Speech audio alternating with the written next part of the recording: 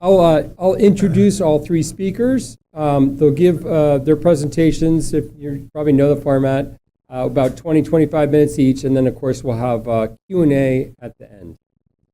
So first off, Father Larrey. Father Philip Larrey is a Catholic priest and a philosophy professor at Boston College. Previously, he was chair of logic and epistemology, as well as dean of the philosophy department at the Vatican's Pontifical Lateran University. His work focuses on the philosophy of knowledge, critical thinking, and the digital era's impact on society, and he has authored several influential books on the topic in both Italian and English. His most recent, Artificial Humanity, an essay on the philosophy of artificial intelligence, offers a deep philosophical analysis of AI's significance for humanity. Recently translated into Chinese, it was featured at the 2025 Hong Kong Book Fair. Actively engaging industry leaders and Vatican scholars, Father Larrey fosters discussions on how technology influences societal structures. A sought-after speaker globally, he's also collaborated with such notable organizations such as the United Nations, Harvard University, the Massachusetts Institute of Technology, and the World Congress of Philosophy. Father Larrey's insights make him a compelling choice for organizations aiming to deepen their understanding of the ethical implications of AI. Our second speaker will be Dan Castillo from the University of Maryland. Loyola University, Maryland, Dan is an associate professor of theology at Loyola University, Maryland, and has been invited to hold the Grissett Chair of Trinitarian Theology in 2027 at Chapman University. He works at the intersection of liberation theology and ecological ethics, drawing on the theological interpretation of Scripture, political ecology, and decolonial thought. Dan's work has appeared in publications such as Theological Studies and Political Theology. He is currently guest editor of an ethics and political ecology issue in the Journal of Religious Ethics. He has received multiple research grants from Louisville Institute, as well as a fellowship at the University of Notre Dame's Kroc Institute for Peace Studies. His first book, An Ecological Theology of Liberation, Salvation and Political Ecology, received the College Theology Society's 2020 Best Book in Theology Award and was translated into Korean. Now working on his second book, Confronting the Age of Cain, Christian Faith in the Anthropocene, Dan resides with his family in Baltimore, where he's working on his certification as a master gardener in Maryland. The third speaker will be Paola Ugaz from Lima, Peru. A journalist since 1999, Paola Ugaz is currently a correspondent for the Peruvian edition of the Spanish daily newspaper, Diario ABC. A founding member of IDL Reporteros, an investigative journalism platform, and the former general editor of La Mopa Dape, citizen journalism site, Ugaz has also authored two books, Conche Pureu, La Lucha por un Trabajo Digno, recounting the working conditions of Peru's dock workers, and Chinca Cuna, Los que se perdieron, sharing stories of tens of thousands, mostly indigenous Andean men, that were forcibly disappeared between 1980 and 2000 in Peru's internal armed conflict. With fellow journalist Pedro Salinas, Ugaz also co-authored Mitad Mojeos, Mitad Soldados, Half Monks, Half Soldiers, a 2015 book that exposed years of physical, psychological, and sexual abuse inside Sodalitium Christianae Vitae, SCV, a prominent lay Catholic organization founded in the 1970s in Peru. Their reporting won them Peru's 2016 National Journalism Award, and it won Ugaz the International Women's Media Foundation 2021 Courage in Journalism Award. It also unleashed years of legal threats against them from high-ranking SBC members. Let's thank all three speakers for being here. And again, Father Larrey is a bit under the weather, but he will start us off. Good evening.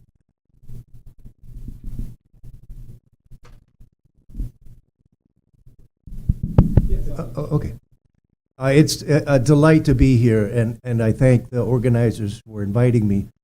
I must apologize because I'm under the weather. I think I caught something in the airport yesterday.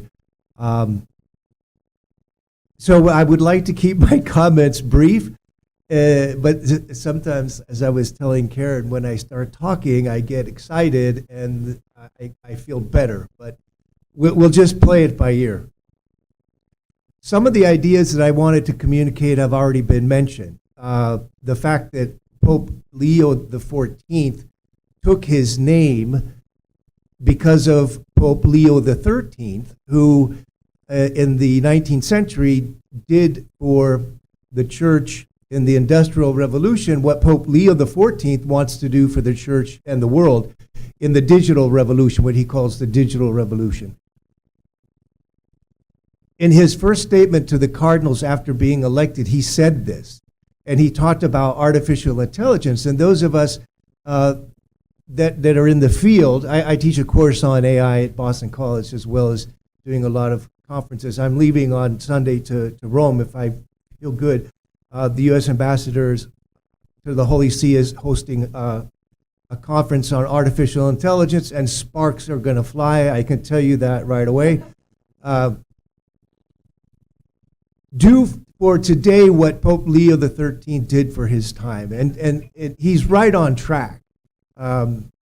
He's been Pope for a little over a year. In my house in Boston, I have a collection of his discourses on AI, and so far I think I have about 13. Some are small, some are larger.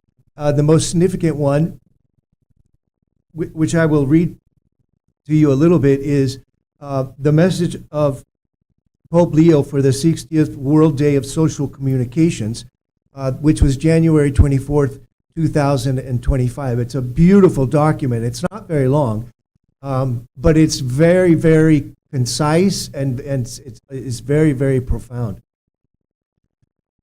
There are certain elements that Pope Leo is trying to take or highlight when he speaks about artificial intelligence, and I know most of the people that collaborate. I was in Rome for 35 years, so this whole Boston thing is brand new, and I can tell you the people that he has asked to collaborate, and they're wonderful people. I think Father Paolo Bonanti, who will be at the event on next week with the U.S. Embassy, Archbishop Tai, who was just in Boston College giving a talk about 3 weeks ago, Father Eric Salabir, the Dominican. And what I wanted to convey to you is that what we read from Pope Leo is from Pope Leo. Because I would recognize these other people. I know them very well. I've known them for many, many years. I call it vintage Pope Leo, and it's so exciting to read his documents because it's so fresh and it's so humane, because that's just the kind of person he is. It was highlighted before, and I apologize not having been here yesterday and today, that Pope Leo comes from the States, but he's actually Peruvian. And in fact, when he was elected Pope, the Peruvians said, "Oh, he's one of us," and the Americans said, "No, he was born in Chicago." And as it was just said last session, they're both true. Pope Leo is very American, but he's also very Latin American. He's very Peruvian. He loved his time as a missionary there. Spanish was his first language, for many years. It was for me also when I taught in Mexico, and then I moved to Rome, and of course Italian was the language I used more often. But remember, Pope Leo is very, very savvy. He was the head of bishops under Pope Francis, and so he knows a lot about politics within the church. and he knows a lot about where the church needs to go. So he's a very complex person also, and so that's why I love reading his things, because they're so gratifying.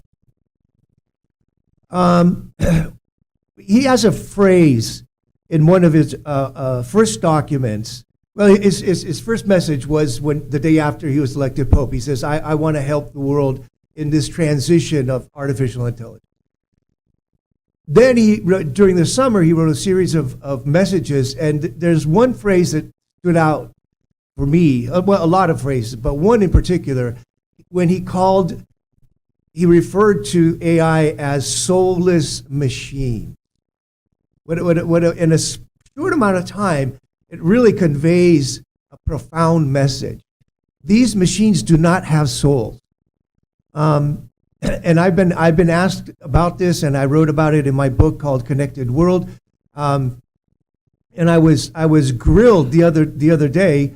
I was at SMU in Dallas, Texas, and one of the people stood up and said, "Father, who are you to say what God can't and can do?"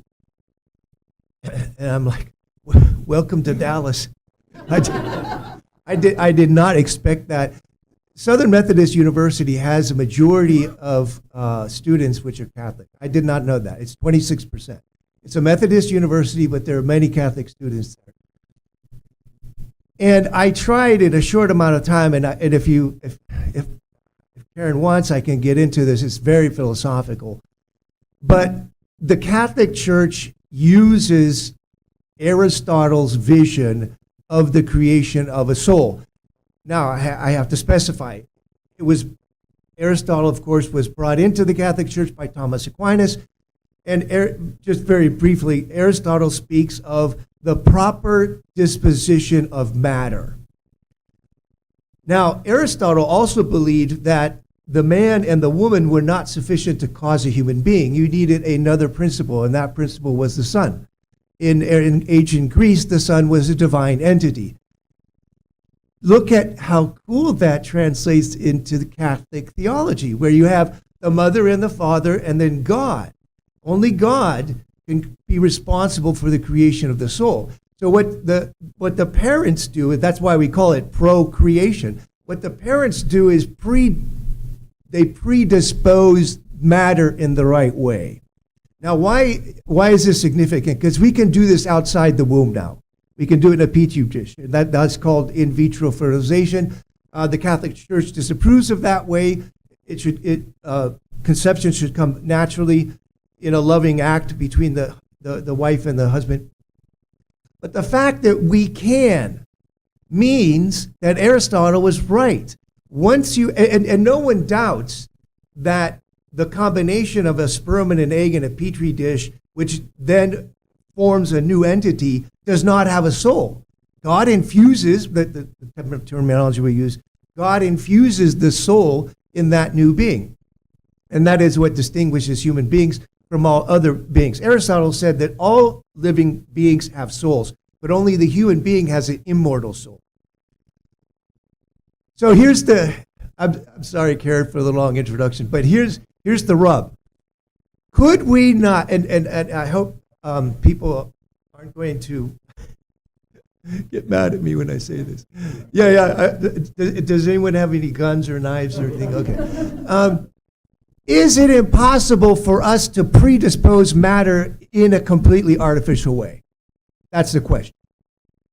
And I talk about this with another wonderful philosopher, Johann Siebert, who teaches in Middlesex in the UK. And we were both concerned about being scolded for heresy, but think about it. Think about it. We know how to predispose the matter in the right way, okay? You need an egg and you need a sperm. Could we not come up with a way to do that completely artificially? Now, I don't know. This is an open question, and I'm not going to say one way or the other because I will get in trouble because it's a very sensitive issue right now. But the The conversation in Dallas just last week was extraordinary, and a lot of people are thinking about this. Pope Leo has said no. Pope Leo has says machines can never have a soul. Let me read you a text from the whole message of the World Day of Communications is wonderful. If you can download it. I just want to read you one small paragraph. If we fail in this task of preservation, digital technology threatens to alter radically some of the fundamental pillars of human civilization that at times are taken for granted. By simulating human voices and faces, that what the introduction is all about, the voice and the face. Wisdom and knowledge, consciousness and responsibility, empathy and friendship, the systems known as artificial intelligence not only interfere with information ecosystems, but also encroach upon the deepest level of communication, that of human relations. It goes on to talk about artificial girlfriends, artificial boyfriends, people entering into romantic relationships with an AI. This is a very urgent concern among the professors at Boston College, and not only, I'm sure here as well. I'm sorry. But Poe says that the platforms, and when he's talking about platforms, he's talking about Google, OpenAI, ChatGPT, Anthropic, Claude, which has been in the news in the last couple of weeks, and you have Perplexity, and then you have some others. But those are the main ones. I think the best one is, for coding is Claude. That's why the U.S. government was upset with, I promised Karen I wouldn't talk about it. You know what I'm talking about. So we'll just, it gets very sensitive because there's a lot of, like it was said before, there's a lot of power and there's a lot of money in these instruments. This is not healthy. I was on a panel at Harvard University talking about the psychological effects of romantic relationships with AI, and everyone agreed, independently of their religious motivation, they all agreed this was not healthy for human beings, especially the most vulnerable. Sometimes students will come to me and they say, I just broke up with my girlfriend. I've been spending time with an AI, and I'm like, there are 14,000 students at Boston College, and you're telling me you can't find one with whom you would rather have a relationship, get a cup of coffee, walk down, or sit on the grass? And it's true. I mean, believe me, I wish it weren't, but a lot of students have difficulties forming relationships.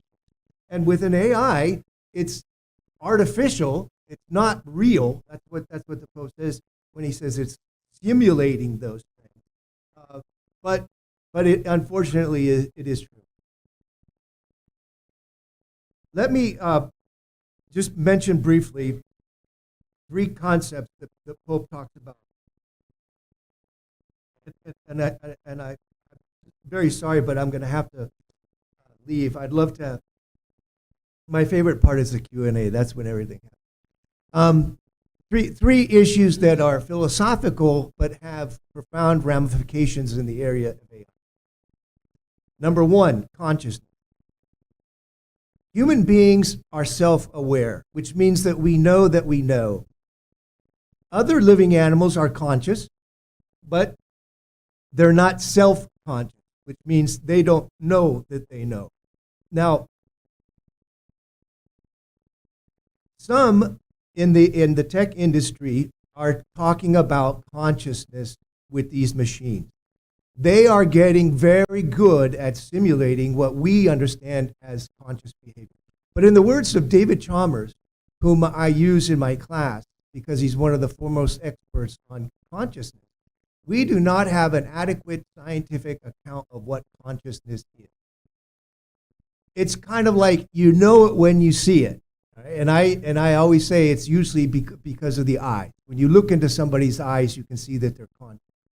unless they're asleep or unless they're knocked out, and then of course they're not conscious. So as Chalmers, and I use Chalmers, as Chalmers says, if we do not have an adequate scientific explanation of what consciousness is in human beings, how are we going to detect that in a machine? And he's absolutely right. Now, let me just mention a phrase by Ray Kurzweil, who's a wonderful person. He sent all of my students a copy of his new book. And I don't know if you've heard of Ray, but I had to preface, I had to preface it by saying, Ray is a wonderful person and he loves me, but I don't agree with everything he says. And so I gave out the books and I said, just don't take this as an endorsement of everything that Ray Kurzweil says. But I do agree with him on this, and that is, when a machine exhibits behavior we associate with consciousness, we will attribute consciousness to the machine. And I think he's right. Now, here's the fine point. That doesn't mean the machine is conscious. It just means that we will probably attribute consciousness to that machine. And the more sophisticated and the more complex these machines get, the more likely that is to happen. Elon Musk says 5 years.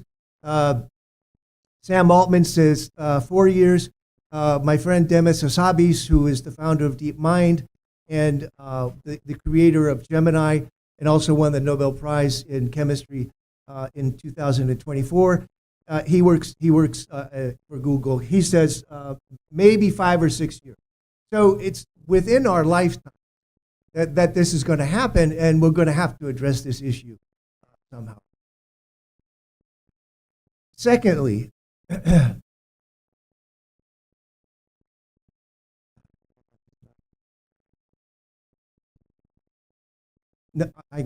let me just do 2 instead of 3 because I can't remember the other notion. Immortality. Many people, Peter Thiel was mentioned here. He was just in Rome giving talks about the Antichrist. I don't know if you heard. Yeah. Again, the sparks are going to fly next week. I could tell you for sure. But the ambassador said that the president, referring to Trump, loves controversy. So, all right, whatever. We invited Dario Amadei to come in. He said no. But I bet you he's the founder of many people in Silicon Valley are spending a lot of money for the search for immortality. Now, according to Catholic tradition, the human being is not immortal. The soul is immortal. The human being dies, and the soul continues to live. And we know at the end of time, there will be the resurrection of the body, which is when the soul will create its body once again. So again, that's purely theological. Jeff Bezos has invested $10 billion in Altos Lab, which is probably the best one, for what's called radical life extension and even immortality. Larry Page, the co-founder of Google, has invested in Calco Labs, which is the same thing. And then there are a bunch of other people that are even Peter Thiel himself. They're spending money in the search for immortality. Why? The reason that I come up, because I know most all of these people, is which is a whole nother different story we don't have time to go into. But everybody wanted to go through Rome. That it's so funny because I invite a lot of these people, like Sam Altman and Demis, to come to Denver, come to Boston, and they say no. But to get them to go to Rome was very easy, and especially if we had an audience with the Pope. Pope Francis was very, most of his audiences were private, but he was very accessible to the tech industry. They probably don't believe in an afterlife. So this is the only life we have. That's why they want to live forever. Ray Kurzweil has a book called Fantastic Voyage, and the subtitle is Live Long Enough to Live Forever. And that's what he wants to do. That's what he wants to do. I certainly don't want to do that. I mean, especially the way I feel today. I mean, who wants to? Really? Because, death is part of life. Death is a meaningful part of life. And if you take that away, I think we're going to lose a lot of meaning and purpose in life. One of the things that we're going to see, and this is a real tendency because they have a lot of money and they have a lot of good scientists that are looking for different things. Ray thinks that within 10 years, we'll have life that spans up to 300 years. Now, here's the interesting point, and not only me, but the politicians are saying this as well. Along with radical life extension, living for 300 years, we're going to have a more strong movement towards euthanasia. And that is because people are eventually going to lose meaning in their life. If you can live for 300 years, right, what's the point? And so I think at the same time, we're going to have a strong movement towards euthanasia so that people can choose to kill themselves at a certain point.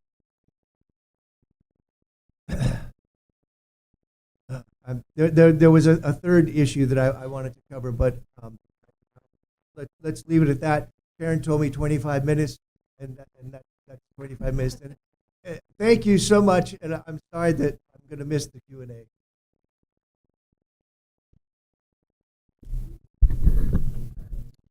Good afternoon, everyone.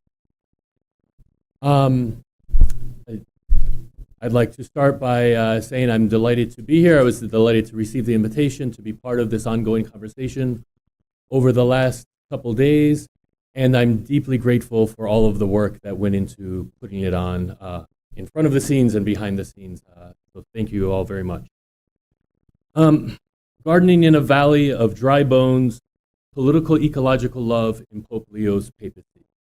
So I'll be talking about political ecology and the question of friendship, and I will develop my argument. So I've organized my presentation around three longish theses, and I'll expand upon the first with reference to Kelly Reichert's 2020 film, First Cow. I then move to consider very briefly the foundations of international law and the organizing power of colonial capitalism. I close by considering how Pope Leo's papacy might unfold in relation to the planetary emergency encompassing the world today. Before articulating my first thesis, a preliminary word about terminology is in order. With respect to the term ecology, what it conveys and how it functions within recent Catholic social thought. So the 19th century zoologist Ernst Haeckel originally defined the term ecology as the study of the relationship between organisms and their environment. And to be sure, in the last century and a half, scientists and other thinkers have offered a number of alternative definitions for the term. Without going into all or any of those definitions here, I want to draw your attention to the fact that in popular public discourse, ecology has tended to be understood within a colonial modern framework that conceptually divides nature from society. Through this way of understanding, the discipline of ecology is thought to be concerned with nature, but not with society, politics, and culture. This is not the way that Pope Leo, following especially his predecessor, Pope Francis, understands the term ecology. In contrast to the modernist division, both popes work with an understanding of ecology that recognizes that nature and society are inextricably interrelated. Indeed, in nearly every instance in Laudato Si', the term ecology functions as a sort of shorthand for another term, that of political ecology. All right. So political ecology can be defined as the ways that human persons and communities utilize their agency to organize the oikos of Earth. Oikos is the Greek term for household or home, and both the terms economics and ecology derive etymologically from it, from oikos. So in short, political ecology is concerned with how human communities organize a planetary household in which the ecological and the economic, the natural and the cultural, the societal and the environmental cannot be separated from one another, but are intimately interlinked. With this understanding of the operative function of ecology in view, ecology as political ecology, I now turn to the substance of my argument. So, thesis one. The earth is a household, an oikos, whose structure is underdetermined. In order for the oikos of earth to be organized into a common home, we must prioritize the cultivation of social love and political ecological love over the embrace of economic exchange that is carried out primarily in pursuit of profit. The view that I'm espousing here, a view which is resonant with the views of Pope Leo that Pope Leo expresses in De Lexite, is captured beautifully in Kelly Reichardt's film First.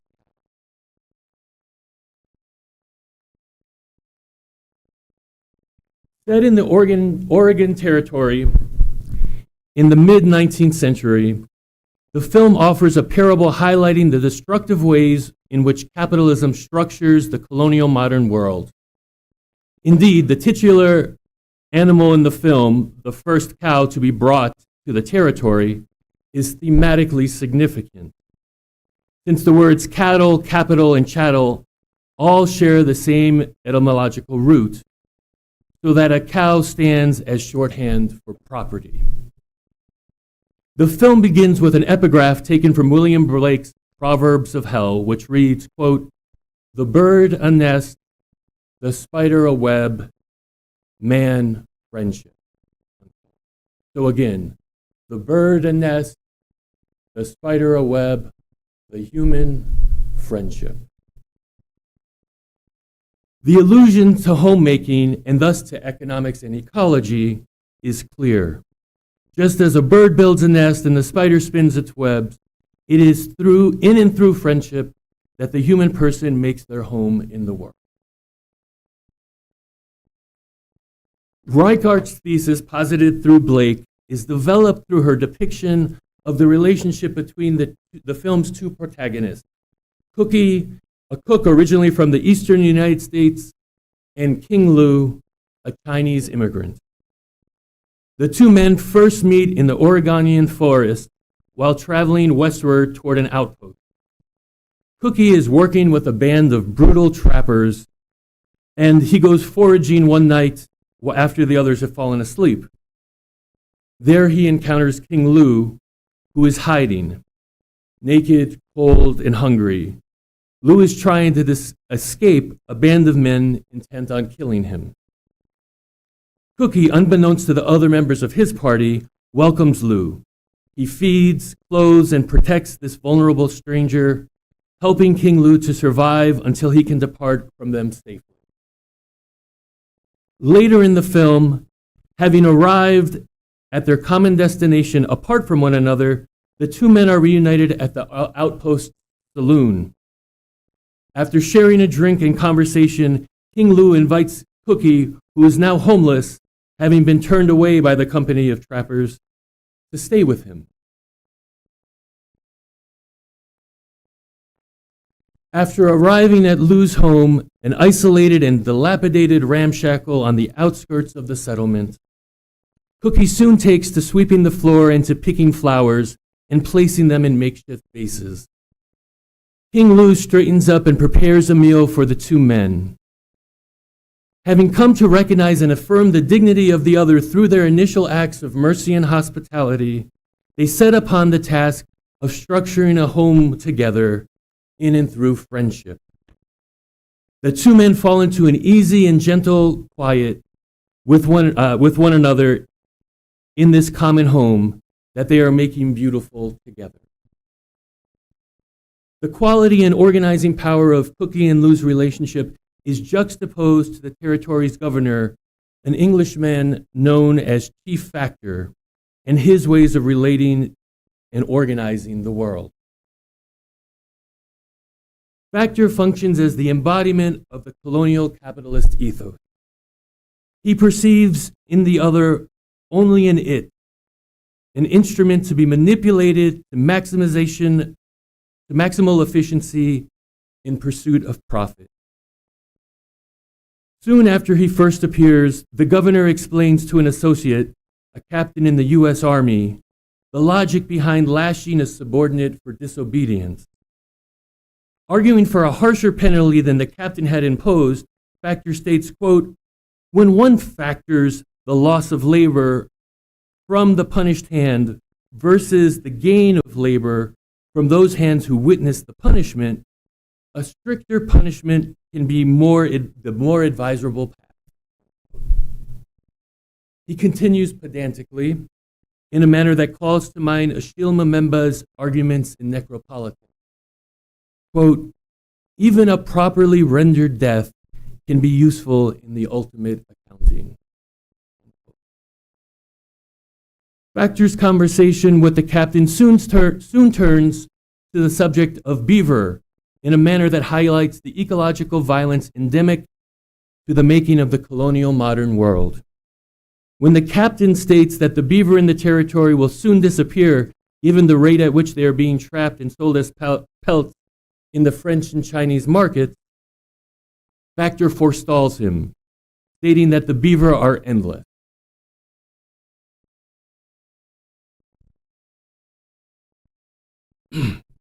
At this, King Lu, who has happened into the conversation, interjects that the beaver populations are now a mere pittance of what they were when he first arrived in the territory. Lu's observation, which gives lie to Factor's statement, is met with the governor's withering gaze, and Factor simply later reasserts, quote, the beaver here will last forever.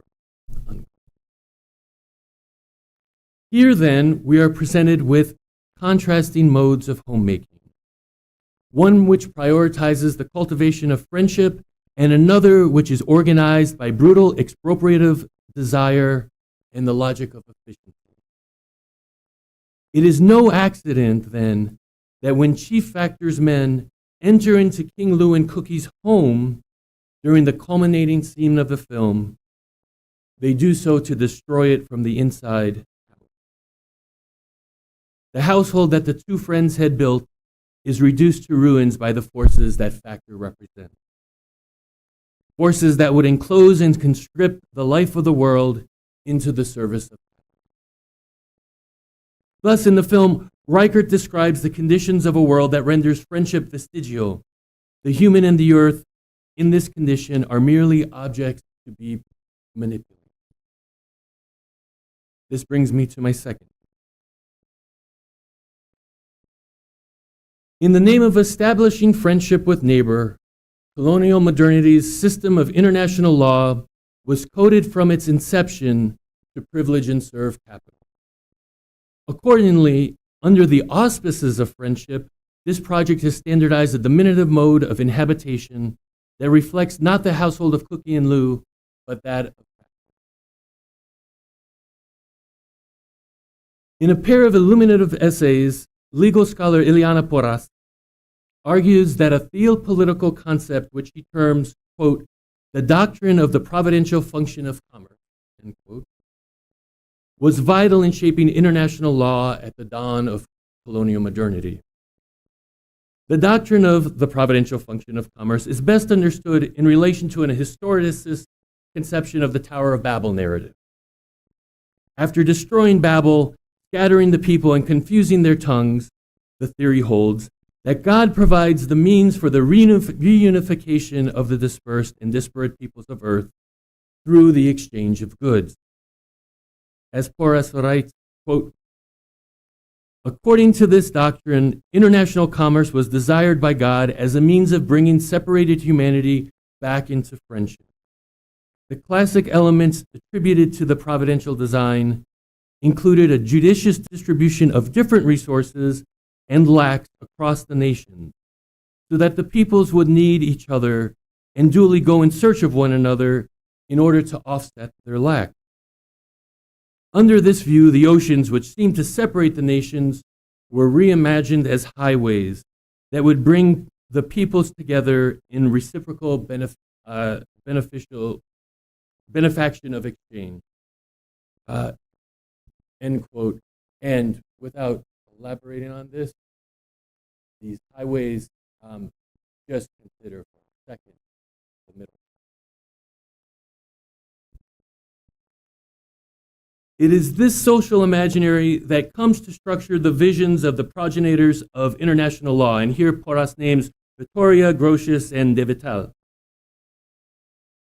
Whatever virtue this imaginary may have in the abstract, within historical reality, it worked to provide moral justification and legal sanction to Western colonial plunder. Indeed, as the violence of European expropriation unfolded in the Americas, Vittoria developed legal arguments that asserted that the refusal to trade was causa belli. Thus, rather than promoting friendship, the valorization of commerce in service to greed prompted further dehumanizing accusations and demonization by the colonizing forces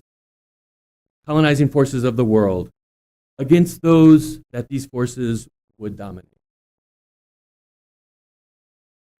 At the same time, the doctrine helped to facilitate the enclosure of human identity within the fictive ideal of Homo economicus, an identity that will also come to be marked by racialized and gendered hierarchies, so that to be human is to maximize profit.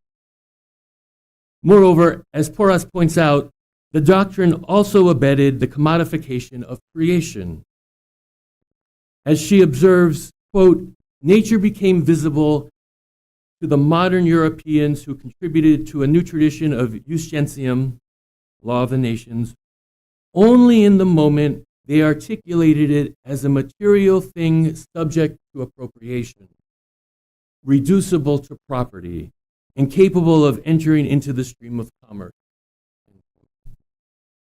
Accordingly, she concludes that the construction of the modern concept of nature transformed the order of creation, quote, into what we today would call the natural resource. Within the colonial modern imaginary, creation comes to exist mostly as a commodity form for exchange.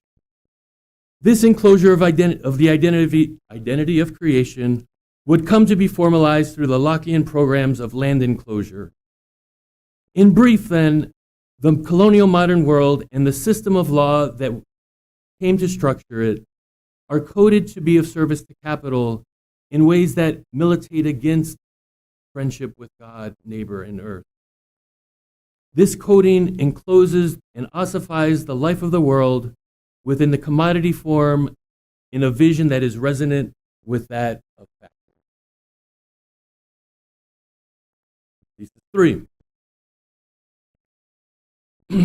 After roughly 5 centuries of expansion, the organizing power of colonial capitalism has structured a household in which the beaver are disappearing and time is growing short. Or in biblical terms, Leo's papacy comes at a time when the logics of colonial modernity are rapidly transforming the life of the world into a valley of dry bones. In this context, one of the most vital and urgent tasks of the Church is to prioritize, embrace, and embody the political-ecological structuring power of love. This task will necessarily entail an interruptive dimension.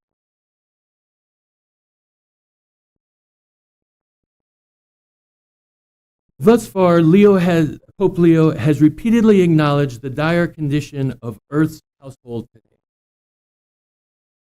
In his message during last year's World Day of Prayer, for example, he writes, quote, "The prophet contrasts justice and law with the desolation of the desert." His message is extraordinarily timely, given the evidence in various parts of the world that our earth is being ravaged. On all sides, injustice, violations of international law and the rights of peoples, grave inequalities, and the greed that fuels them are spawning deforestation, pollution, and the loss of biodiversity. Having compared the structure of Earth's household to a desert of injustice, Leo continues in his address by decrying both the violence that is systemically imposed upon the marginalized and attempts to reduce creation to a commodity. He continues, quote, "When justice and peace are trampled underfoot, those who are hurt most are the poor, the marginalized, and the excluded. The suffering indigenous communities are emblematic in this regard. That is not all. Nature itself is reduced at times to a bargaining chip, a commodity to be bartered for economic and political gain.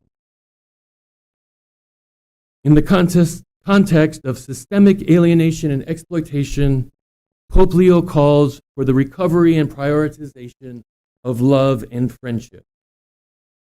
This is most obviously observed in the Apostolic Exhortation Delectite. There, Leo identifies God as a friend and liberator of the poor and oppressed, and citing Aparecida, affirms that the Church is called to bear God's image precisely through this form of friendship. As a way of emphasizing the type of love that the Church is called to, Leo points to the actions of the Good Samaritan in Luke's Gospel as one who recognized the dignity of the abused victim and responds in mercy and compassion. The Samaritan is an exemplar of friendship. My suggestion here is that the response of the Samaritan ought to be understood in political-ecological terms.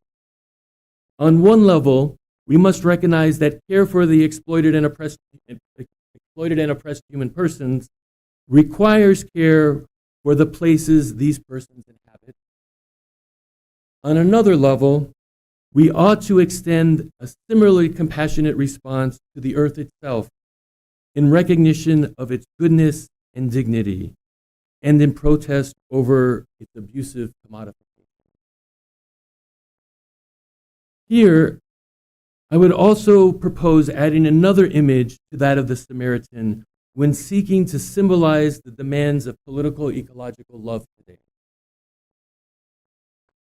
In Mark's Gospel, Jesus identifies himself with a thief.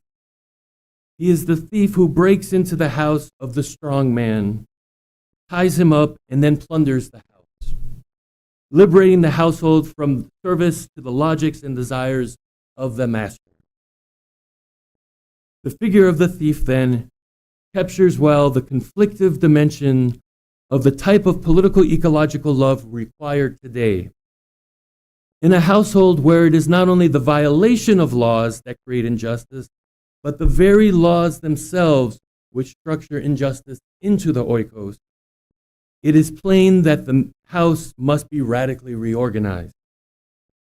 This reorganization will require the cultivation of an agonistic politics of solidarity with the earth and the oppressed. It will require reshaping legal, economic, and ecological structures so that they are responsive to the cries of the earth and poor. It will require the organization of activist political movements that confront the strongmen of today, be they tech oligarchs, fascist authoritarians, or privatized militias funded by venture capital. So my final remark. At the close of Necropolitics, Achille Mbemba poetically asserts that for the world to survive the political-ecological formations of colonial capitalism, human communities will need to construct a new language. Mbemba asserts, in a manner resonant with Marx's image of the thief, that this language must be capable of, quote-unquote, forcing the lock off the planetary oikos organized by the project of colonial modernity, so as to create the possibility of reorganizing the household. If we are to begin the work of forcing the lock, if we are to cooperate with a spirit who wishes to breathe new life into the bones scattered amidst the desert of injustice, we must cultivate and incarnate the language of friendship. In nascent but profoundly meaningful ways, Leo's papacy has begun to give voice. Thank you. Good afternoon. Thank you to Marlon for his patience, to Karen, to all the team for all their help to be and to bring me here from the darkest Peru, as Paddington Bear says. So I will start, I will apologize at the beginning with my English, with Peruvian accent. So this is a story with a happy ending, I assure you. It's a happy ending because I'm not in jail right now. So we have a happy ending. And shows the collaboration between Peruvian journalists investigating Sodalitium, Christiane Vitae, and two popes, the late Francis and Leo XIV, who was elected in the conclave last May. The president was the spoiler Boston Globe, the story. The president was set by the Boston Globe's investigative unit Spotlight in 2002, when it revealed a massive number of abuse in Boston covered up by the powerful Bishop John Law.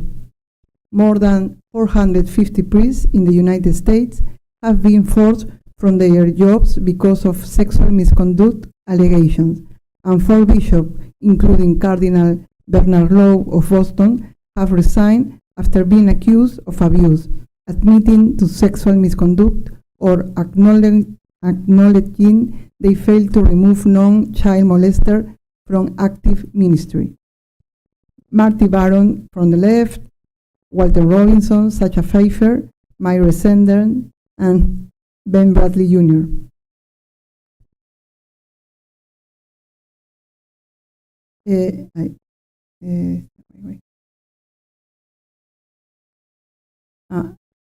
I have another slide. I will read it.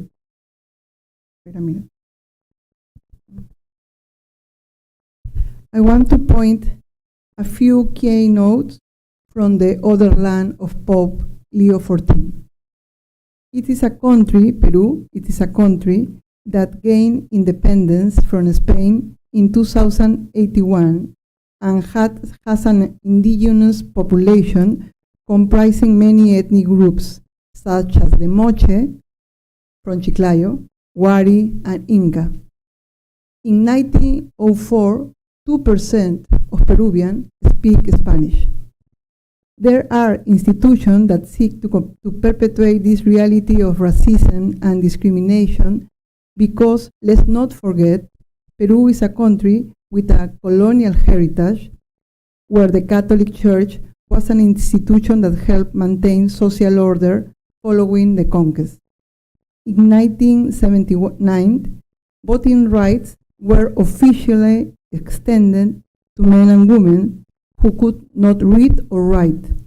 Between 1821 to 1879, only a select group of notables had the right to vote. When you factor in military governments and wars, the lack of democratic roots means that we Peruvians do not see ourselves as equals. There is a latent racism that surfaced during election season. Why is my vote worth the same as someone who isn't like me? The concept of gente como uno, or people like oneself, is used without the slightest subtlety in questions such as, what school did you go to? Or similar inquiries. In other words, the emergence of Sodalitium in 1971, a group that recruits members among young people with light eyes, white skin, and from good families, has a cultural basis that led families in Peru and Chile that being a part of Sodalitium member was better than being a member of Opus Dei or Legionarios de Cristo. It was in that country that the Sodalicio was founded. In Peru, the only acceptance of cultural mix among indigenous people, Spaniards, Chinese, Japanese, Arabs is in the cuisine. Everything else is of little consequence. So, what is Sodalicio? It's an apostolic society founded in 1971 by the layman Luis Figari as an ideological response to liberation theology. an option for the poor, which was found in Latin America. So they obtained the pontifical permission on July 8, 1997, Figari's birthday, thanks to Pope John Paul II. So it was really a record from Ripley, because it was a young group, but they have the permission from the Pope, and that's how it started. All the power, it transforms to economical power that you can feel in a small country as Peru, and that's why started his the main problems for all the members in that particular moment. Those who obey are never wrong was one of the phrases of Luis Figari, founder of Sodalitium, a radical version of Opus Dei. José Antonio Eguren is Bishop of Piura. Following Pope Francis' visit to Peru in 2018, the Bishop of Sodalicio, José Antonio Eguren, sued Pedro and I for defamation in Piura, northern Peru.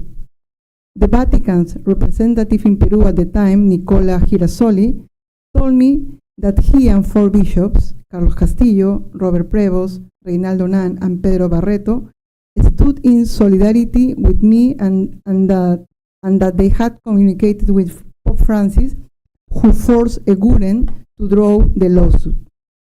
It was 2019. Only 4 bishops out of a group of 54 bishops who are members of the Peruvian Episcopal Conference stood in solidarity with the journalists who exposed the Peruvian Spotlight scandal. We knew what that solidarity meant at the time, but looking back, Bishops Carlos Castillo, Pedro Barreto, Robert Prevost, and Reinaldo Nan were very brave in deciding to stand with us and help us at a time when my colleague Pedro Eduardo and I were very unpopular. My gratitude to them is boundless, and their courage helped us keep going during the darkest moments. The role of Robert Prevost in 2018. Why we need the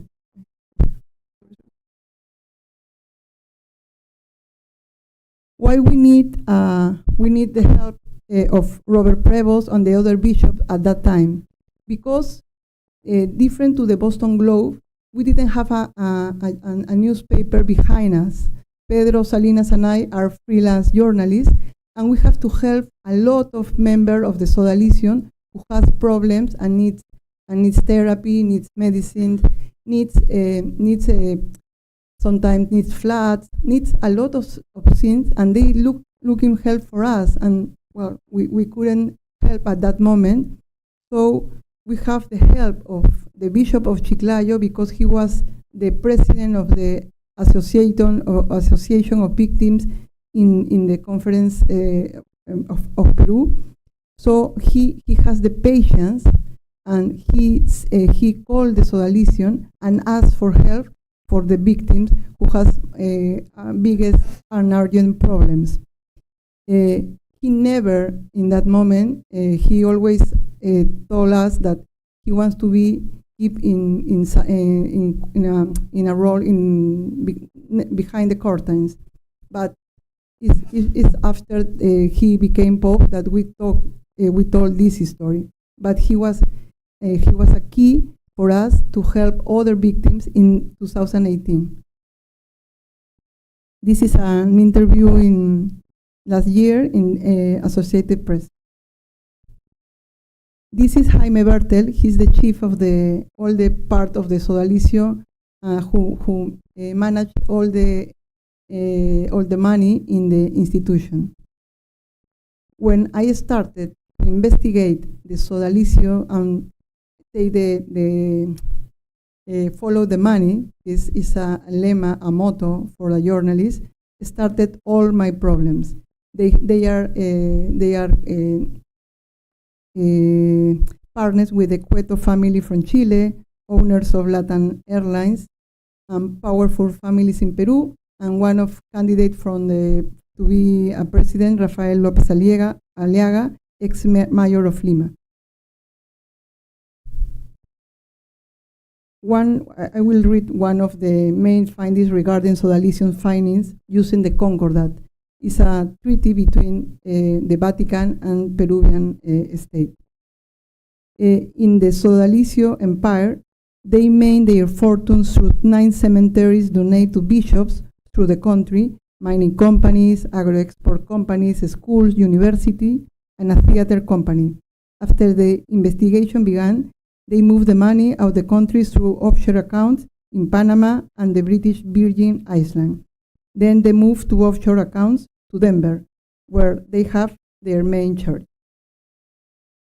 Since 2018, we have become the guinea pigs of disinformation campaigns in Peru, where Gustavo Gorriti and Idele Reporteros are currently being persecuted. A right-wing group called The Resistance put our photos on bridges and defame us, and in 2019, I became the journalist with the most lawsuits in Peru. They put picture of me in front of the prosecutor office in Lima, and they asking to be put in behind bars. In that time, they even didn't know my name, but they always stood in that place using this poster. They go in front of the prosecutor's office, and then in December 2019, I meet with the nuncio Nicola Girasoli, and he says to me, "They want to harm you, hijita, and you have to go to meet Francis and go to Rome, but they are following you. So you have to travel in another city, and then you have to arrive to Rome." So that message in that moment was really odd and horrifying for me, but I follow this advice.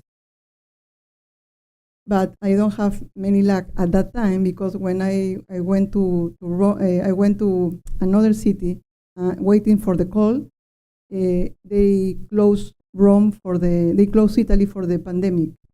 So I have to come back 3 months later to Lima. But this is another story. In August 2020, just as Nicola Girasoli had warned me, the most significant attack to date occurred, with accusation on the front page that I was the head of a money laundering network, using WhatsApp chats and Microsoft Word as evidence. Suddenly, the ecosystem of disinformation came together to investigate us. In 2021, an investigation is open against me in the Lavajato case for money laundering, and they want to defame and lose my reputation as journalist. And then there is a twist in the story.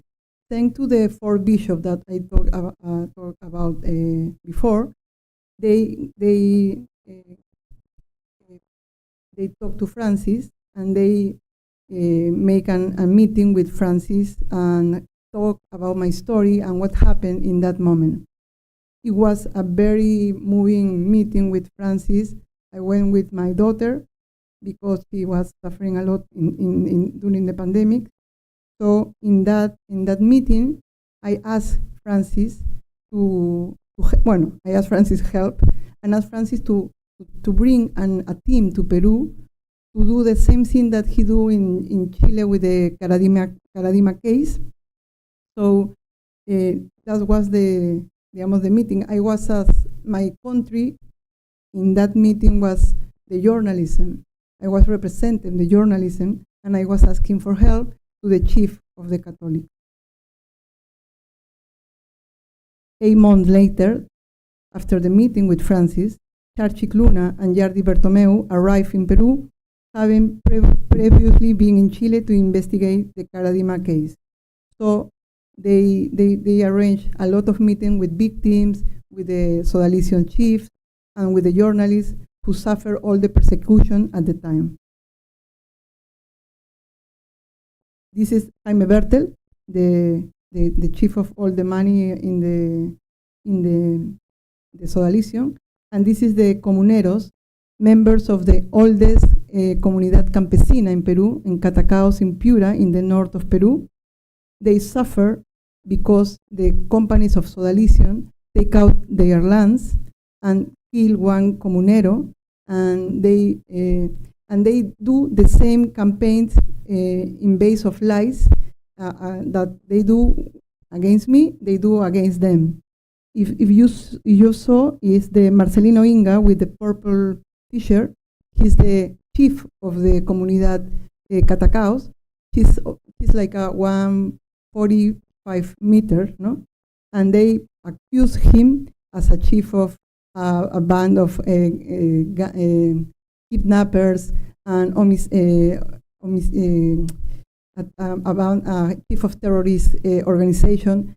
So they are really use that method to fry the people that they want to pull down.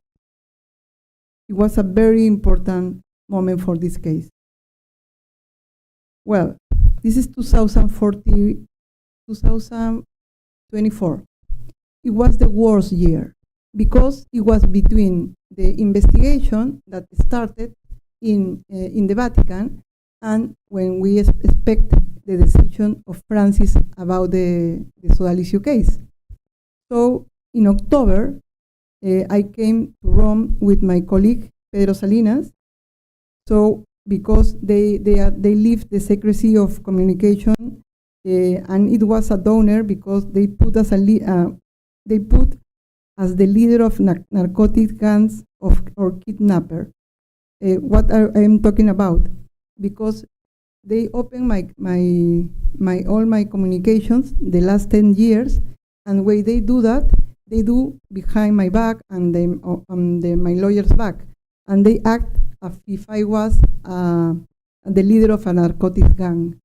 It was a really dark moment because all the sources told us that they want to put me in jail, and they want to do with the same with my colleague Pedro Salinas. Again, we traveled to Rome in search of help, and the Cardinal Robert Prevost helped us. He says, calm down, we are really desperate in that moment. And on December 9th, we come back, and on December 9th, I have the last meeting with Francis.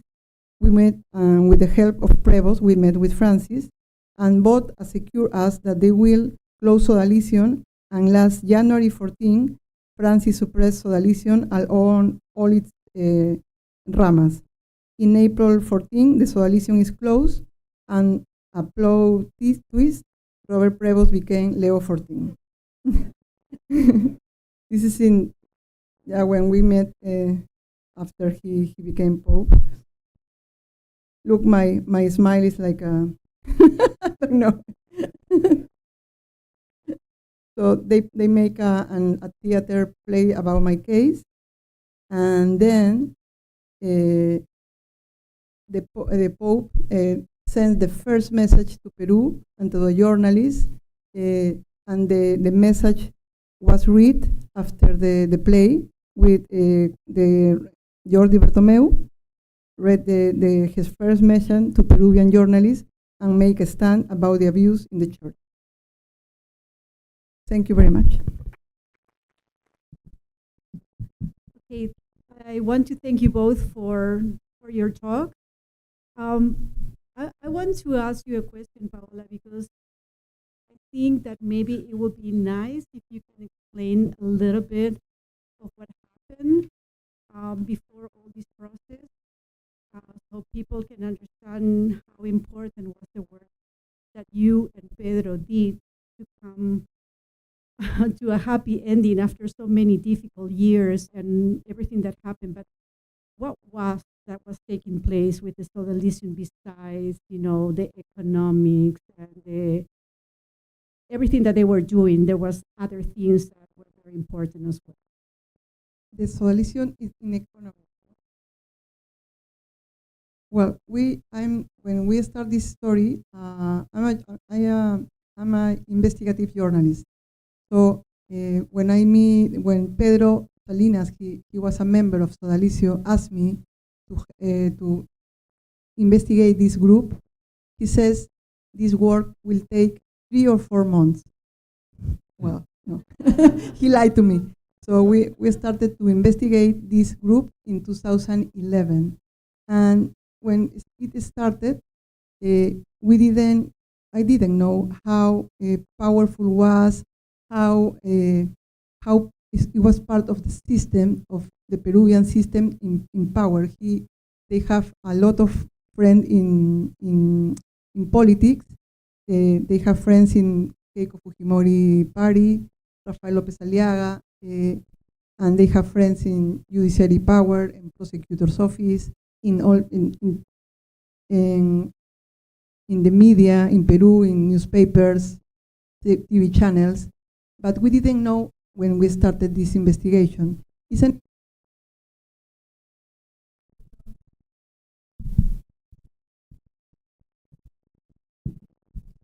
an investigation. It's a difficult investigation because you have to have interview with men who were abused.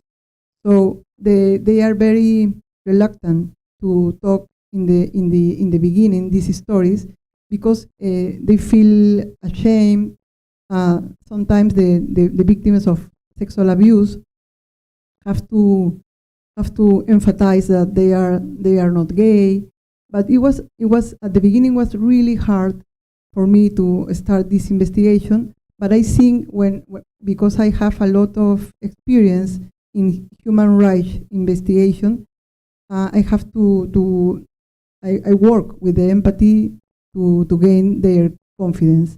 But it wasn't easy at the beginning. And then we have to talk about the Sodalicio as a system, because it was the system. It was in the 70s.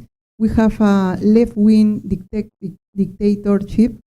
So the solution was an answer to Gustavo Gutierrez, Theology of the Liberation, and in the Peru, the Reforma Agraria, who was Velasco did in 68.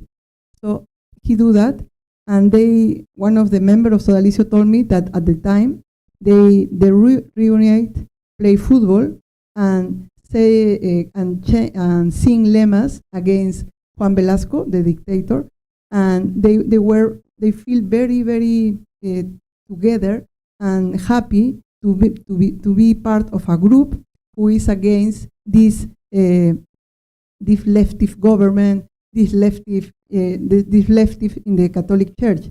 Sound familiar now, but in the time they are very, very pioneers of what we are seeing right now. And then they are very clever, because at the beginning of the group they have people in the media. They have a radio, they have a web page. They knew very well that it's important to have the group and to have a voice. So a voice, because in a group that you have to obey everything. So they have these men and their families with them, because they ask for the houses, money, heritage, and that's how they grow. They grow because of that. They have schools, they have universities, they have cemeteries, they have a lot of stuff, and you can be the mix of the abuse as individuals, but in the abuse in the families. So when we started to write the book, we do 30 testimonies. We have to be very precise. We know that they are a vindictive group, and when we do that, it was like a caja de Pandora, because we didn't know that it will be more and more case of abuse and different abuse, because there is a group of slaves who were 24 hours with the founder of the Sodalicio. They have to cook to him. They have to be with him and watch movies in the night. They have to, well, to be a part of the sexual partner for him. So they have a lot of stuff in that group that it was hard to journalists to talk all that kind of story. And then a month later, about when the book was released, I started to follow the money, and it was really hard for me as because I am a journalist, but I am a mom too. So in that moment was really hard because my daughter was a teenager, and during the pandemic was the hardest attack against me. They put a menace to death. They following me, and we know at that time that we didn't will get justice in my country. That's why it's the only thing that explained that a journalist has to go and meet the Pope, because it's not normal. It's not normal that I have to meet the Pope to get justice and to not be in jail. So that's how this story is really, I don't know, it's weird, but I have to do that. And Francis and Leo, they are different, but I think they are really similar in one thing. They are empathic. So you don't have to be left or right in these stories. You have to be empathic, to listen to other people, to feel how people feel. And I know that was the main difference in this case, and I think that's why the main difference in what Francis did. No, Francis is an amazing person. I only meet him twice, but I have he sent me letters since August 2019, and he has a great sense of humor. But when he get angry because of all the process against me, he always says, "Please keep going." No, and that's what I keep doing. But and when we have the meeting, and this is the last thing I will say, in October 24, with Robert Prevost as prefect of the Castillo. When we have the meeting with Robert Prevost and Pedro Salinas was really angry. He says, "Will you close the Sodalitium? They want to put us on jail." He was really angry, and Robert Prevost, then he wasn't the prefect, he put his hand on the shoulder of Pedro and called him. And it was a difference. For me, was the difference in these cases, the empathy. And that's how we ask our authorities and the world to be empathic to others. And I think that's the thing that you can see that Leo and Francis are similar. Thank you. Yes, thank you very much to you both. It's incredible that you are here listening that history, that a woman, a meter and a half from Latin America is the person who confronts the structure of the church. We must to take in attention this, because we are listening and we continue to listen to people telling us that theology is metaphysics, is philosophy. This is incredible. Recently we listened from a priest that he said, who go to the sky is the soul and not the human being. This thing is stupid. So it's important to support her and other women like her, but at the moment, they are doing the same work that them, and nobody is supporting. And on the contrary, bishops and cardinals continue supporting that people. And always we continued our people and our philosopher, our theology saying that we are not Marxism, we are not communism. This is stupid. Nobody is communist anymore here in the world. So these are the important things. And my question to you in relationship with that is, if you think that now, in the 21st century, the ecological theology is the new modality from Latin America of to do theology, because in the last century, the modality to confront the dictatorships and the civil war in Latin America was called liberation theology, because the dictatorship and not the communists was who was killing people in Latin America. But now, who is killing people in Latin America is the system, the big companies, to kill the ecological activists. So it's the same situation. And I listened recently people who is against to speak about ecology, because that is cultura walk, or but in your opinion, is a similar thing in different centuries? Thank you. Thank you for the question. This is on? Okay.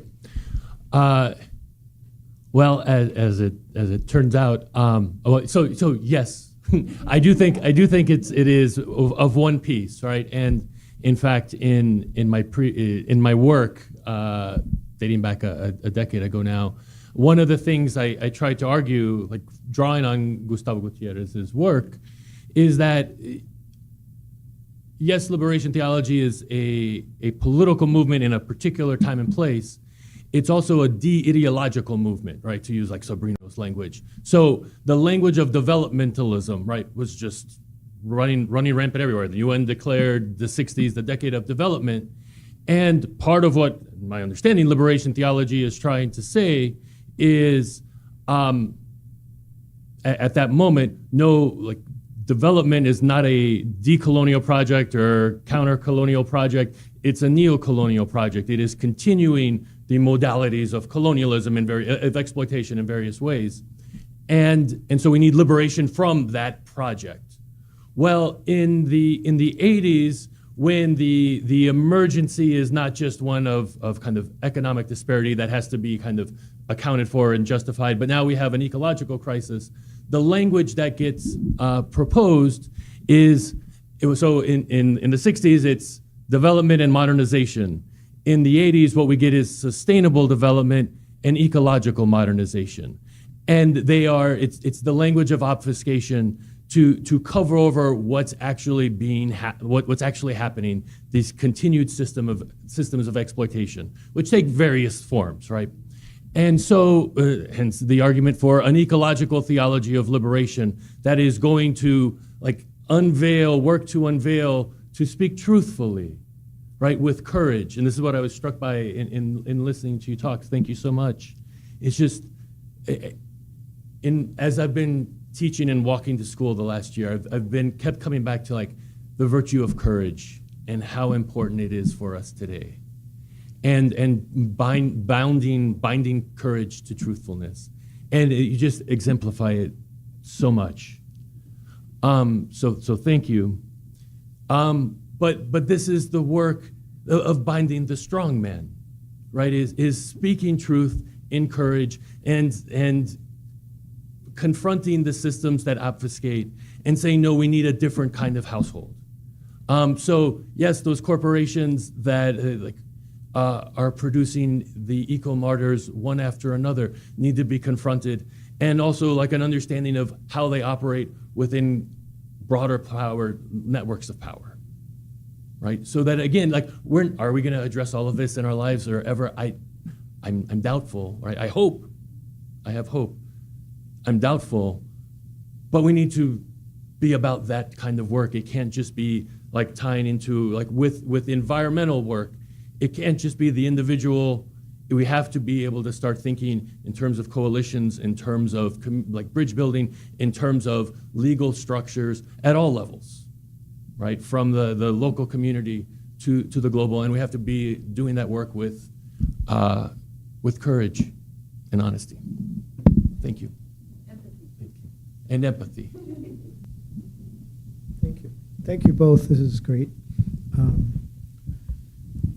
I want to ask you a question because I live in Denver. Could you explain what you know of the Denver connection to this story?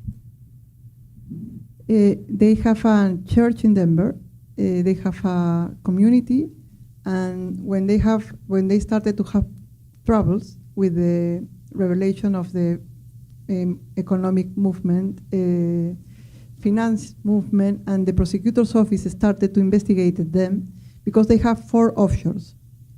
You only need one offshore to move money, but, well, they have an offshore in Virgin Island, in Panama, and in Denver. So they moved the money from the cemeteries in Peru, and they put first in Panama, but with the Panama Papers, all the light was there, so they moved. They says, we don't need light. So they moved everything to Denver, and they have an organization there called Christ in the City. And I think the ex-bishop of Denver, Aquila, was a very good friend of the group. So they have all the money. Well, I don't know all the money, but they have all part of the money is there in the offshores called Providential Foundation Santa Rosa, and it's called Santa Rosa Foundation Santa Rosa because Jaime Bertel born on August 30, so it's the day of Santa Rosa. He always use number to remember this kind of offshore. But they have now, when I started the investigation, they have 9 cemeteries. Now they have 15 cemeteries in Peru, because the only thing that happened to them, it was because of the 2 popes, Francis and Leo. Because in Peru, they lived 54 years and nothing happened to them, nothing. So that's why it's very important to remark that the Peruvian state is useless to do something like that in that time. So the next week we will have a community of hearing, the last committee of escucha in Lima, from 4 to 22nd May, to listen all the victims. And it was a decision, a brave decision for Leo XIV, and they will repair, well, they are starting to repair the victims. They want to close the case, and we expect that it will be the end of this story. But every time I say that, something happened. So thanks to both of you. Those were really powerful presentations. My question is for Dan. So you have, in your presentation, shown us the link between capitalism and ecological destruction, and I think Pope Francis is very much aware of that and has put that in a lot of his documents as well, and I think Pope Leo realizes that connection as well. When you treat nature as a source of profit, then this is what happens. So there's a kind of movement to try to remedy that, but I'm not sure it kind of departs from capitalism as such. So, I've got all of my 401k, all of my retirement account in sustainable accounts, right?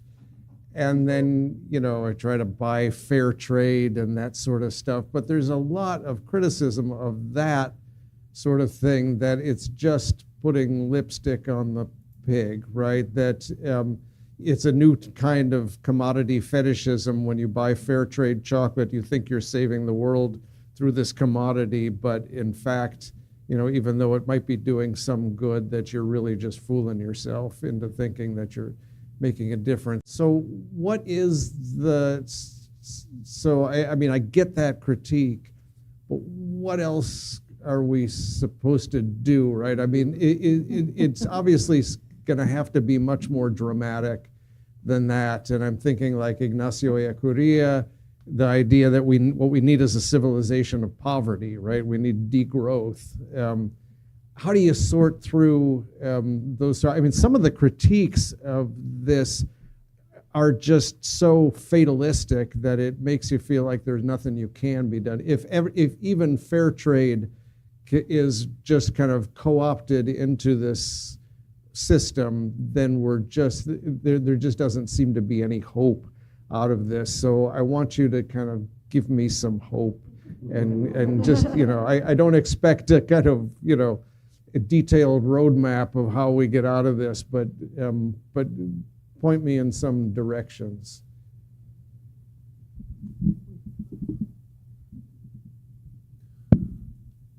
I'm glad you asked for hope and not optimism, because it would have been a very short answer for the latter. It's different. Yeah, it is different. I hope my answer gets there.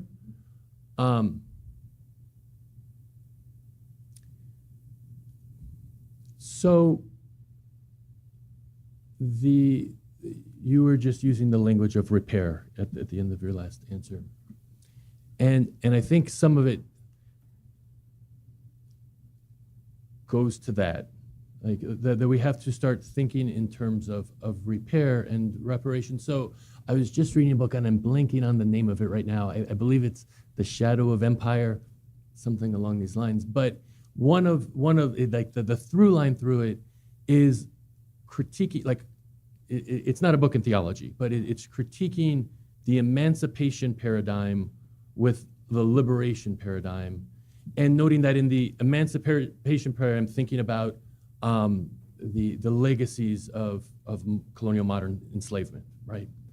And that the emancipation paradigm is what has carried the day, but that has been dominated by like practices and laws and legal structures that time and again, it's, well, we're going to make repair by paying the enslavers for their loss of property. And this is the structures, the system, like for centuries now, right? Time and time again, like Haiti and Jamaica are probably the two that I'm recalling right now that are kind of particularly grotesque. Whereas the liberationist paradigm, which is like, I don't know if he has historical things to point to, is about making reparations to the aggrieved, to those who have had harm, making payments, and in making payments also working to build communion and community with those who have been harmed by the process. And so I'm starting with this just to get to the point that it is that capitalism and markets, I'm not opposed to markets as far as I know, like in the kind of abstract, right? But they've always, so I don't think I said capitalism in my lecture, in my talk. It was colonial capitalism, because the markets are always defined by colonial systems of power, the colonialities of power, right? And so we have to start to think about how do we confront those. And again, it's going to have to, if the global household is going to be radically remade, it will have to be on the global scale. But we have to work on kind of all levels, right? We're not going to be able to do everything all at once, but at levels where we encounter it, where we can kind of see this place, okay, how do we think about creating different ways of living together here that are going to be about the work of repair? Part of that is, I vaguely alluded to this, but it's Sylvia Wynter's work. Homo economicus is Homo economicus, but man with a capital M. And it's the fictive ideal of the white male, bourgeois, extractive colonialist, like Christian, right? That is Homo economicus. And this is what the system holds around, right? In the kind of, no, I don't know, I'm going to start naming theorists, but it doesn't matter. Like that the macro holds together in the micro, and the micro holds together in the macro, and they co-reproduce each other. And so what she says is we need to figure out a way to move beyond the overrepresentation of man. We need to imagine new ways of being human. And that becomes part of the starting point into like constructing a political ecology of repair, right? A politics of mourning rather than vengeance. So yeah, I know that doesn't really, I can't give you a program for here are the 12 things to do to kind of evade the the traps. I think all those things are, like, there's nothing clean, right? At the end of the day. But it is thinking like doing what you can, making the best choices you can, and thinking holistically with one another, building our solitudes into a communion of struggle and solidarity, to, like, I don't want two poets there, to begin to reimagine what it means to be human, what it means to be church, what it means to be nation state, what it means to be in this household.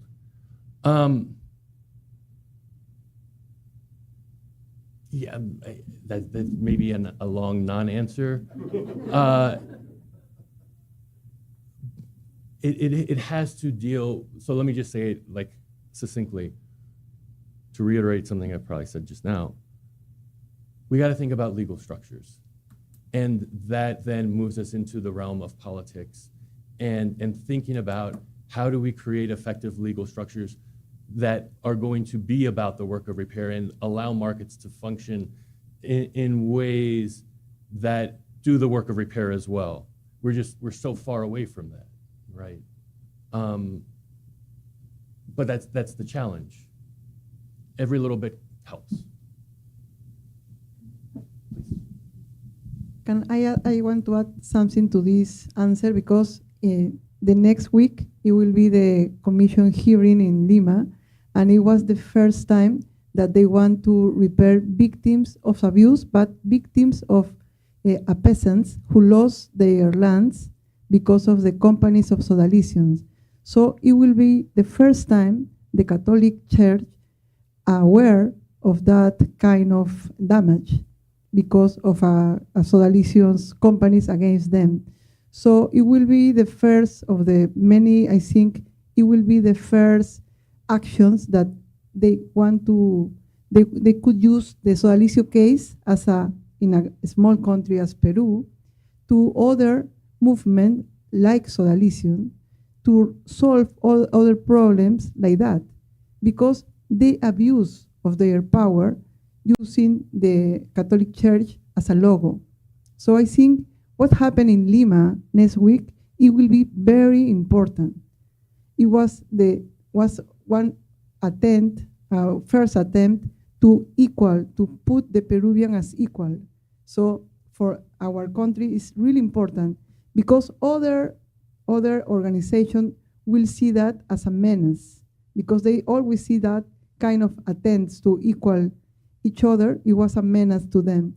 But this is why I think it's very important to say that Pope Leo is very brave to do that decision, that Jordi Bertomeu, Simona Brambilla, and all the team that will work in that commission of hearing will be very important. They know that the Sodalitium is vindictive organization, that they have a lot of media with them, and they know that they will do anything to put manchar, to put stains in their work. So you have to be very attentive what will happen in Peru in May.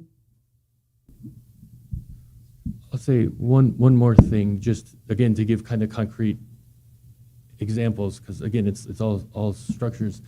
In Baltimore, a movement formed after Freddie Gray was murdered, the Black Church Food Security Network, and the leaders of the Black churches in Baltimore got together to like think of, like, because they were being abandoned left and right by civil leaders, is what they found in the moments after the uprising. And they've begun to do the work of, like, how do we use our land to support ecological health, but also to support the health of our communities in the midst of kind of the context of food apartheid. And so, what I invite my students to do is take some of the money you would use to buy X, Y, or Z and give it to them, and go out, contribute to them, and go out and be part of that work, instead of doing whatever recreational activity you were going to do, like vis-a-vis Amazon or Netflix or whatever. Like, that matters in some way, and it's an act of hope. The University of the South, which was founded as the Confederate College, right? It was the standard bearer for the Confederacy. They're doing some work now. It's a pittance. It's scratching the surface. But they're taking some of their endowment and asking, how do we make repair for this, like with our endowment? And so they are working with the communities so the school is in Tennessee. They are working with communities in Mississippi and Louisiana where the enslaved persons were taken from to build the University of the South, and working to do ecological, like community health projects with those communities, in conversation with those communities, learning what they need, asking what they need. And again, it is a pittance, it's scratching the surface, but it's that kind of work that I think, you mentioned Dea Korea and Sabrino's book on him, Love That Produces Hope. So it's the works of love that produce hope, and then hope inspires further works of love, and the wheels start moving. Thank you so much for what you shared, because I think it just responded to the question I posed in the last panel about, the crime within,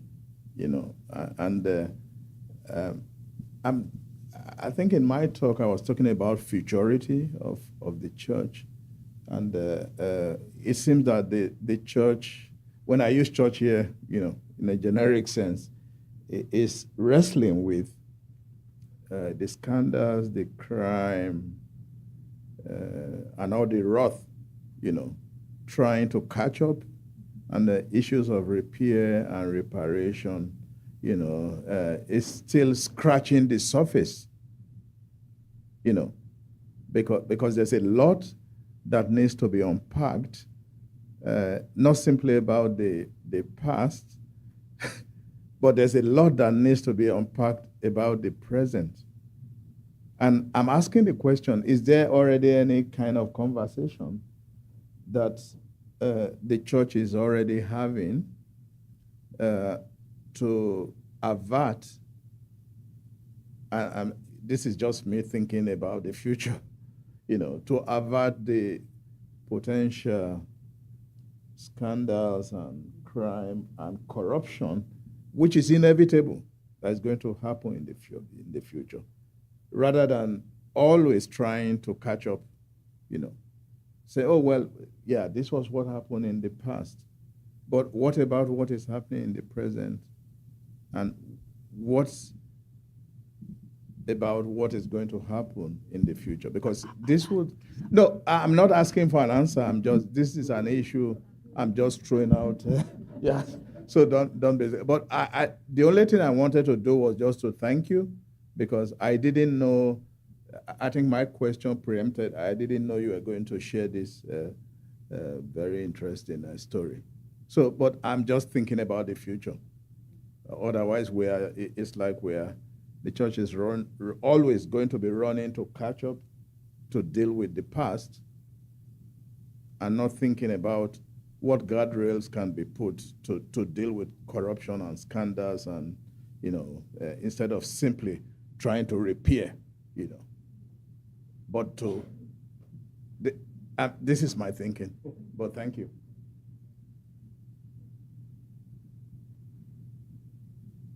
Just a quick question. Paola, you mentioned when you first started, you had 4 bishops in Peru that had your back, that supported you.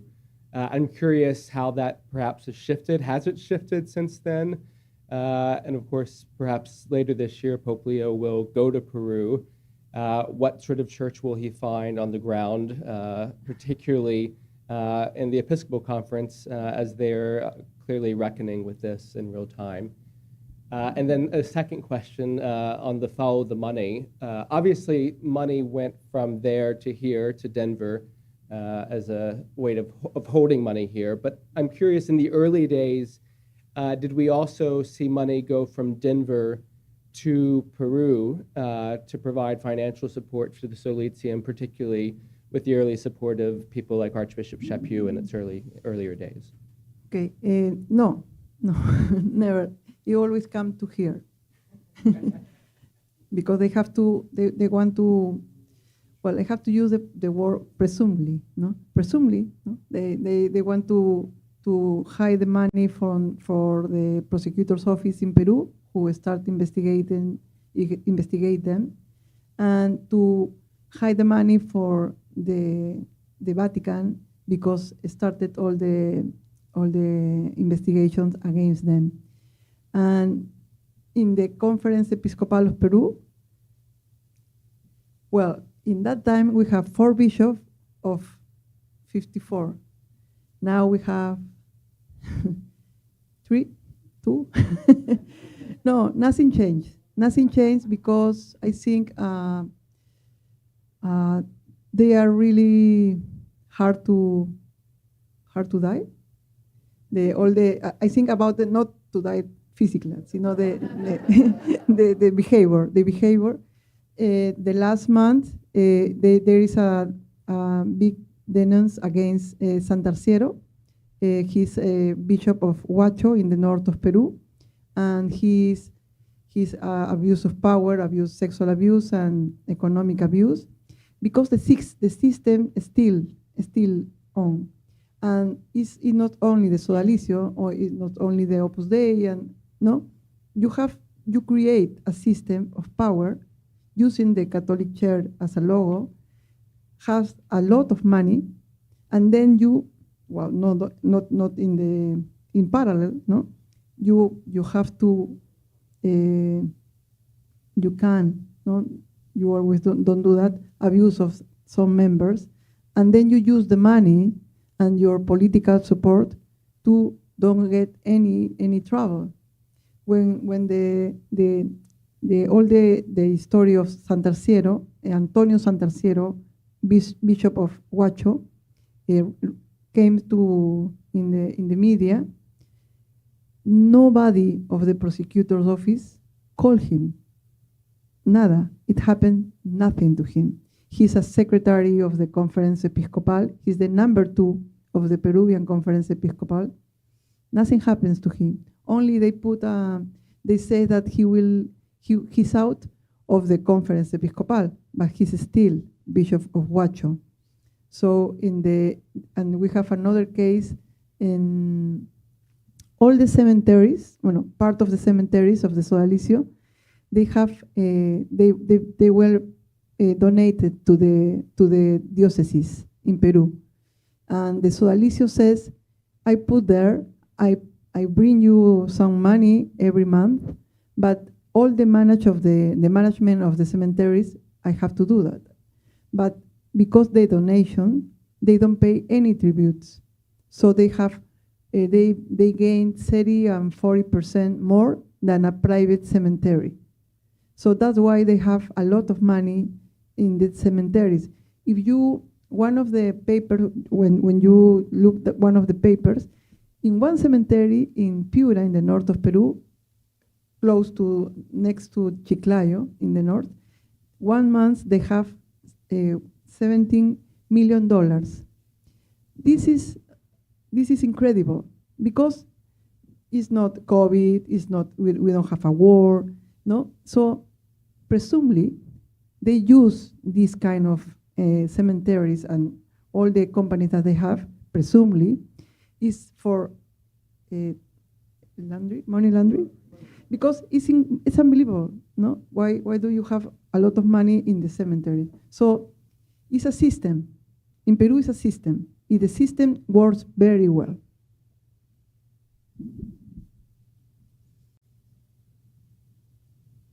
Okay, let's thank our speakers one more time.